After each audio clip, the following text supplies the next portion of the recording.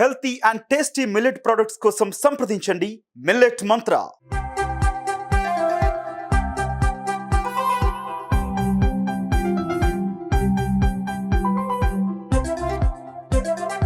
Welcome to Suman TV. ఈరోజు ఒక different పచ్చడి చేసుకుందామండి. ఉలవలు. ఈ ఉలవలు సాధారణంగా మన ఇళ్లలో ఎందుకు ఉంటాయండి, మనం రెగ్యులర్గా వాడే దినుసు కాదు ఇది. కాకపోతే ఇవాళ రేపు మనకి కిడ్నీ స్టోన్స్ చాలా ఎక్కువ కనిపిస్తున్నాయి. కిడ్నీ స్టోన్స్కి ఉలవలు చాలా మంచి మందు అని చెప్తారు. కొంచెం ఆంధ్ర ప్రాంతాల్లో ఎక్కువగా ఉలవచారు అది చేసుకుంటారు. ఇళ్లలో అలవాటు ఉంటే అది ప్యాక్డ్గా కూడా దొరికేస్తున్నాయి. ఉలవచారు ఉలవలు కనుక తరచుగా తీసుకుంటే కిడ్నీలో ఉండే స్టోన్స్ కరిగిపోతాయట. నేనేం చేస్తానంటే ఈజీ మెథడ్, ఈ ఉలవలు కొంచెం బాగు చేసి డబ్బాలు పోసి పెట్టుకుంటాను. ఆకుకూర పప్పులు చేసుకోవాలనుకోండి, మర్నాడు ముందు రోజు రాత్రే అన్ని ఉలవలు నానబెడతా. పొద్దున పప్పు కందిపప్పుతో పాటు ఉలవలు కూడా పడేసి ఉడికించేస్తే అది అసలు ఉలవలు కలిసినాయని కూడా ఎవరికీ తెలీదు. ప్రత్యేకంగా ఏం చేయట్లా, కానీ ఉలవలతోటి పచ్చడి చేసుకుంటే చాలా బాగుంటుంది. పిల్లలు పెద్దలు కూడా తింటారు. అన్నంలోకి ఎక్సలెంట్గా ఉంటుందండి. ఒక కప్పు ఉలవల్ని చక్కగా దోరగా పొడిగా వేయించేసేయండి. వేయించి పెట్టాను. ఇవి నోట్లో వేసుకుంటే కరకరలాడుతూ ఉంటాయి, రుచిగా ఉంటుంది. ఒక కప్పు ఉలవలు అనుకోండి వేయించినవి, దానికి ఒక కప్పు కొబ్బరి, సుమారుగా ఒక 8 నుంచి 10 దాకా మిరపకాయలు పడతాయి. వీటికి పచ్చిమిర్చితోటి చేసుకుంటాం దీన్ని. ఇవి 2, తర్వాత కొద్దిగా ఒక చిన్న 4 రెమ్మలు కొద్దిగా అంతా కొత్తిమీర వేసి గ్రైండ్ చేసేసుకోవాలి. దీన్ని ఏంటంటే మనం చింతపండు వేయకుండా నిమ్మరసంతో చేసుకుంటే బాగుంటుంది. పెద్ద షెల్ఫ్ లైఫ్ ఏమి ఉండదండి. పెద్ద 2-3 రోజులు ఉండి ఏమి నిల్వ ఉండదు. ఒక 2 డేస్, ఇవాళ రేపు అంతే. వర్షాకాలం అయితే ఒక 2-3 రోజులు వేసుకోవచ్చు. ఫ్రిడ్జ్లో పెట్టుకోవటం సేఫ్ సైడ్. ఒక 10-8 మిరపకాయలు చాలు, అంతకంటే పట్టవు. ఇది ఖచ్చితంగా మిక్సీలో చేసుకోవాల్సిన పచ్చడేనండి. ఎందుకంటే ఈ ఉలవల్ని గ్రైండ్ చేయడం కొంచెం కష్టం. ఏం చేద్దామంటే మిక్సీ జార్లో ఉలవలు వేసేద్దాము. ఒకసారి ఇవి కొంచెం గ్రైండ్ అయ్యాక అప్పుడు మిగిలిన కొబ్బరి అవి వేసుకోవచ్చు.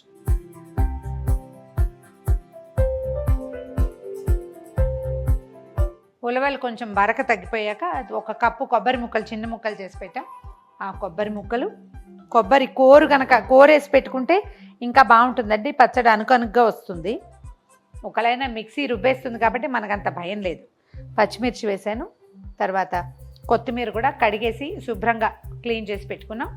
అది వేసి దీంట్లో ఏంటంటే సరిపడా నీళ్ళు పోసి మరీ జారుగా కాకుండా గట్టి ముద్దగా రుబ్బుకోవాలన్నమాట.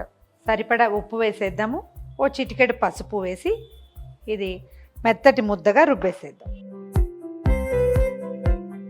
మన మిక్సీ మంచిది అంటే మాట వినేదైతే ఏం ప్రాబ్లం లేదండి, తొందరగా అయిపోయి. కొద్దిగా నీళ్ళు పోద్దాము. వీలైతే కాసిన వేడి నీళ్ళు పోసుకోండి, అప్పుడు కొంచెం పచ్చడి నిలవ ఉంటుంది. గ్రైండ్ చేశాక చూడండి, మనకి ఇది చిన్న బరకు ఉంటుంది. కొబ్బరి అది కలిసి ఇది ఒట్టిగా ఇలా నోట్లో వేసుకున్న రుచిగా ఉంటుందండి. చిన్న తిరగమాత పెట్టుకుందాం దీనికి ఏంటంటే తాలింపులో కొద్దిగా ఉల్లిపాయ వేస్తే బాగా రుచిగా ఉంటుంది, టేస్టీగా ఉంటుంది. ఉల్లిపాయ వేగడానికి సరిపడా నూనె వేయండి, అంతకంటే ఆయిల్ ఏం పట్టదు.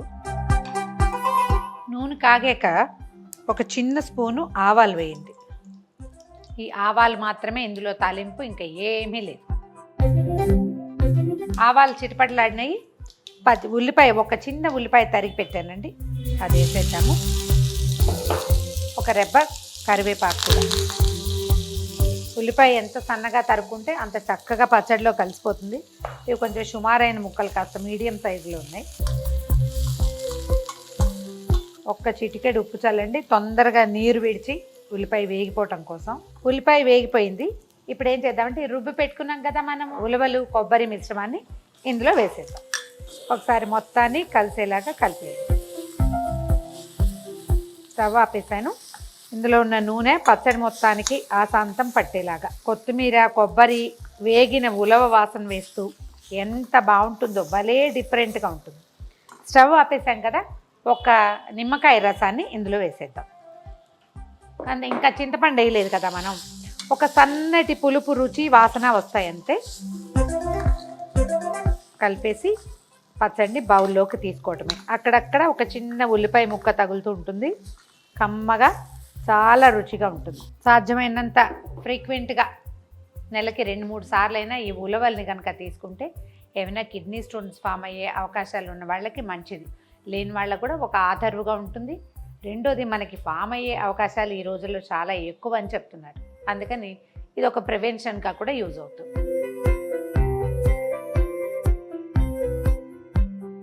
సరికొత్త రుచితోటి ఆరోగ్యవంతమైన రుచికరమైన ఉలవల పచ్చడి ట్రై చేసి చూడండి.